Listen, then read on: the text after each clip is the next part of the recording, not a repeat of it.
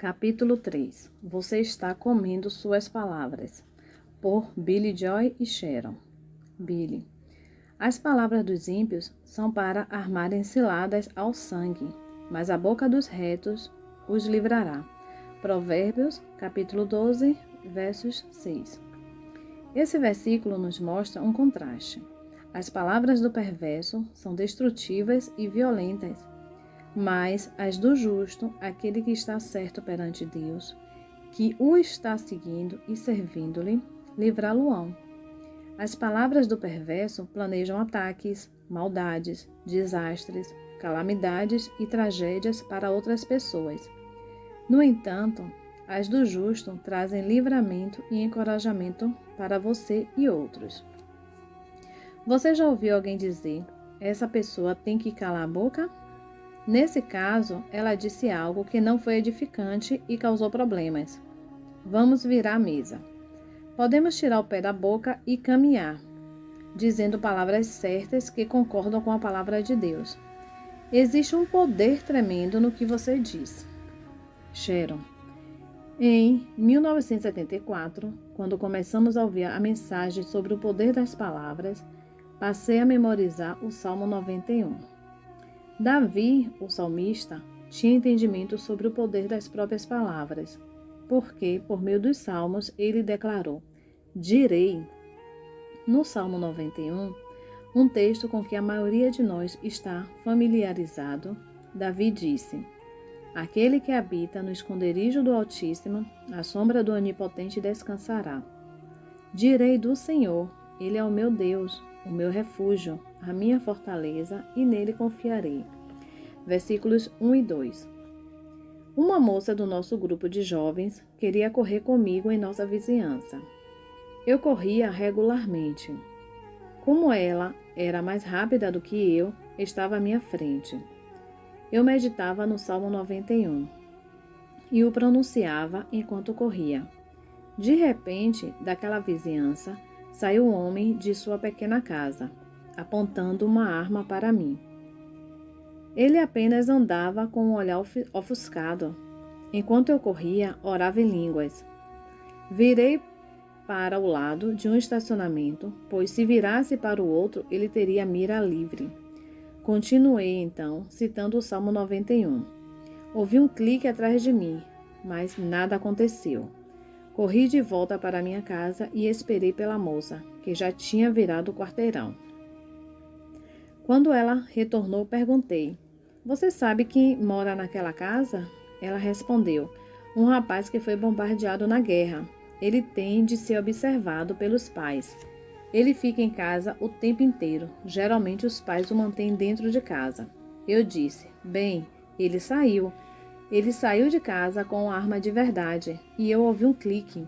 Eu disse ainda, eu estava memorizando o Salmo 91 e orando sobre minha vida. Realmente creio que anjos me protegeram e não havia uma bala naquela arma para atingir-me. Eu estava pensando, minhas palavras tinham me livrado, mesmo antes de eu ter saído de casa. Billy. O texto de Provérbios, capítulo 12, versos 14, diz, cada um se farta de bem pelo fruto da sua boca, e o que as mãos do homem fizerem, isso ele receberá. No Novo Testamento, Jesus declarou, pois, do que há em abundância no coração, disso fala a boca. O homem bom tira boas coisas do seu bom tesouro, e o homem mau, do mau tesouro, tira coisas mais. Mas eu vos digo que de toda palavra ociosa que os homens disserem, hão de dar conta no dia do juízo. Porque por tuas palavras serás justificado, e por tuas palavras serás condenado. Mateus capítulo 12, versos de 34 a 37. Deus vela sobre a sua palavra para cumpri-la em favor daqueles que nela acreditam e confessam. Jeremias capítulo 1, versos 12.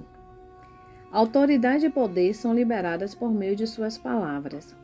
Quando você liga para uma pizzaria, pede uma pizza com suas palavras. A entrega é feita na sua casa com base no que você disse. Existem semelhanças na esfera espiritual e na natural. Todos os dias usamos palavras para liberar as bênçãos de Deus ou a fim de pará-las. Você comerá do fruto das próprias palavras. Sharon. O Salmo 103, verso 20, afirma: Bendizei ao Senhor, anjos seus, magníficos em poder, que cumpris as suas ordens, obedecendo a voz da sua palavra. Os anjos do Senhor estão esperando para ouvir as palavras de Deus serem proferidas pela sua boca, na atmosfera ao seu redor. Então, quando você diz o que Deus relata em sua palavra e crê naquilo, os anjos ouvem aquelas palavras para cumpri-las. Billy, você já ouviu alguém dizer: "Tô morto, estou morrendo de vontade, sou um acidente ambulante, minha vida toda é uma bagunça constante"? Você projeta seu futuro por meio das palavras que profere agora. Entendemos o princípio de um fazendeiro plantando sementes e fazendo a colheita daquilo que plantou. Podemos plantar as sementes das finanças, da caridade, da bondade, do tempo e do serviço. No entanto, as sementes das palavras crescem e trazem colheita também. Você se satisfaz ou não, nesse momento, pelas palavras da sua boca. Se não estiver contente com o seu atual modo de vida, modifique as palavras que estiver pronunciando e então mudará seu futuro. Aleluia! Você pode ter uma colheita de mais sementes fracassada por meio do arrependimento. Arrependimento requer confissão. Confessamos nossos pecados a Deus e Ele nos perdoa e nos limpa de toda injustiça. 1 João, capítulo 1, versos 9. Então somos liberados. Uma vez feito isso, comece a ministrar o Salmo 51, versos 10, sobre a sua vida. Cria em mim, ó Deus, um coração puro e renova em mim um espírito reto. O Salmo 51 é uma confissão que veio do salmista Davi, depois que seus pecados de adultério e assassinato foram revelados pelo profeta Natã. O único modo de remover o pecado é alcançá-lo em seu coração, com sua língua, e pô-lo na mesa perante Deus, como Davi fez. Tem misericórdia de mim, ó Deus, segundo a tua benignidade. Apaga as minhas transgressões, segundo a multidão das tuas misericórdias. Lava-me completamente da minha iniquidade e purifica-me do meu pecado. Porque eu conheço as minhas transgressões, e o meu pecado está sempre diante de mim. Contra ti somente pequei, e fiz o que a teus olhos é mau, para que seja justificado quando falares e puro quando julgares.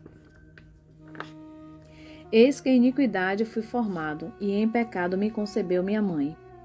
Eis que amas a verdade no íntimo, e no oculto me fazes conhecer a sabedoria. Purifica-me com esopo, e ficarei puro. Lava-me, e ficarei mais alvo do que a neve. Faze-me ouvir júbilo e alegria, para que gozem os ossos que tu quebrastes. Esconde a tua face dos meus pecados, e apaga todas as minhas iniquidades. Cria em mim, ó Deus, um coração puro, e renova em mim um espírito reto. Não me lances fora da tua presença, e não retires de mim o teu Espírito Santo. Torna a dar-me a alegria da tua salvação, e sustém-me com o espírito voluntário. Então ensinarei aos transgressores os teus caminhos, e os pecadores a ti se converterão. Salmo 51, versículos de 1 ao 13. A chave para fazer fracassar uma colheita de palavras ruins que você tenha dito é chamada confissão de pecados. Muitas vezes as pessoas querem apenas empurrar tais pecados para debaixo do tapete, não pensar a respeito deles. Mas Deus exige que elas os confessem e os abandonem. Somente assim estarão perdoadas e limpas. Comece a falar. Na vereda da justiça está a vida, e no caminho da sua carreira não há morte. Provérbios, capítulo 12, versos 28. O Senhor é o meu pastor, nada me faltará. Salmo 23, versos 1. Muitos foram ensinados por toda a vida a dizer coisas negativas. Falam sobre os problemas de saúde da família. Minha avó e minha mãe tiveram tal doença. E então continuam. Provavelmente terei esse mal também. Ou dizem, Todos da nossa família têm esse tipo de enfermidade nessa época do ano. Elas caem na armadilha das próprias palavras. Provérbios, capítulo 6, versos 2. Comece seu dia com uma confissão positiva. Também os teus testemunhos são o meu prazer e os meus conselheiros. Salmo 119, versos 24. O Senhor mandará que a bênção esteja contigo nos teus celeiros e em tudo que puseres a tua mão, e te abençoará na terra que te der o Senhor teu Deus. Deuteronômio, capítulo 28, versos 8. Você também pode levantar-se de manhã e dizer: Bom Deus, é manhã. Você põe sua mesa com as palavras que profere. Sharon. Há alguns anos tive uma amiga que morava em um apartamento em Tulsa. A vizinha dela tinha uma visão negativa a respeito de tudo. Havia uma grande árvore em frente ao apartamento delas e às vezes ocorriam tempestades em Tulsa. Essa vizinha, uma senhora, dizia: qualquer dia essa árvore vai cair nesse apartamento. Minha amiga então dizia: não deste lado, eu amarro essas palavras em nome de Jesus. É claro que a senhora não entendia muito bem minha amiga, uma pessoa muito positiva. Um dia, Tulsa foi acometida por uma tempestade com fortes ventos e a vizinha de minha amiga recebeu exatamente o que estava confessando. A árvore caiu sobre seu apartamento. Billy. Aquela mulher chamava aquela árvore por anos, assim como se chama um cachorro. Ela caiu na armadilha das próprias palavras da boca. O que estamos falando vai além de ter atitudes negativas ou positivas em relação à vida. O assunto real é falando palavras de fé, as quais estão de acordo com a palavra de Deus. Você deve crer na palavra com seu coração e a declarar com a boca. Então, nosso fundamento é a palavra de Deus. Nossa conexão com a palavra é a fé. E a liberação da palavra é a confissão dela com nossos lábios. Sharon. Precisamos entender a seriedade das nossas palavras, porque elas são questão de vida e morte. Lembro-me da situação de uma pessoa que estava sempre com pressa. Há anos. Ela disse: você sabe, um dia desses dirigindo rápido, do jeito que eu faço, acabarei matando-me. Certo dia isso aconteceu. Pensei comigo mesma. Ela declarou seu destino e nem mesmo percebeu. Hoje, se eu escutar alguém dizer aquilo ou algo parecido, falarei: não, vamos crer em Deus que você vai viver e não morrer. Quando você proferir palavras de morte, de divórcio ou frases do tipo: ele não vale nada, ele nunca vai fazer nada de bom, ele nunca vai ser livre, parece que o mal nunca é o bastante. Nunca vamos sair dessa. Estará cavando uma cova e provavelmente cairá nela, a não ser que haja arrependimento e uma reviravolta no que você fala. Billy. Quantas crianças já foram feridas pelas palavras negativas dos pais, professores ou de outra pessoa?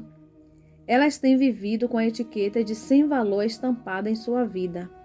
Você vai acabar na cadeia. Você nunca vai fazer nada de bom. Tais frases entram no coração e na mente de uma pessoa.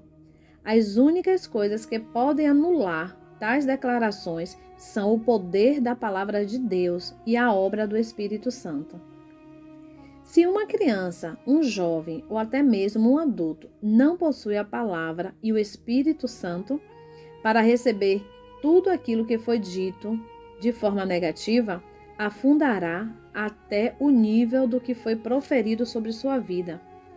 O indivíduo se tornará amargo e ferido, ou então aceitará e abraçará essas palavras, vivendo no nível delas. Lembre-se, nosso Pai Celestial sempre disse palavras boas sobre nossa vida. Filhinhos, vocês são de Deus e os venceram.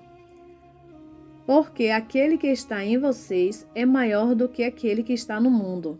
Jeremias, capítulo 29, versos 11. Porque sou eu que conheço os planos que tenho para vocês, diz o Senhor. Planos de fazê-lo prosperar e não de lhes causar dano. Planos de dar-lhe esperança e um futuro. 1 João, capítulo 4, versos 4. Nunca o deixarei, nunca o abandonarei. Hebreus, capítulo 13, versos 5.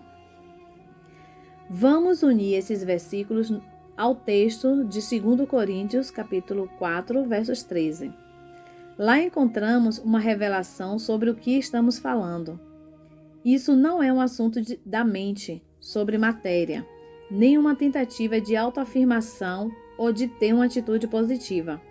Estamos falando em crer mais naquilo que Deus diz do que nas opiniões de outras pessoas. Nos próprios sentimentos, nas circunstâncias, nas últimas notícias ou nas precisões financeiras.